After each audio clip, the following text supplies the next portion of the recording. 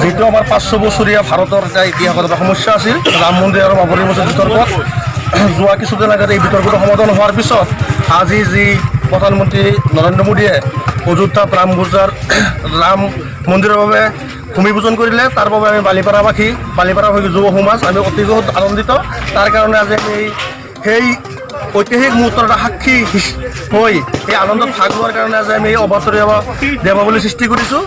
আমি নতুন আনন্দিত ইমান দিনৰ এটা পুৰণি সমস্যাৰ সমাধান হোৱাত আমি নতুন আনন্দিত। জয় শ্ৰীৰাম।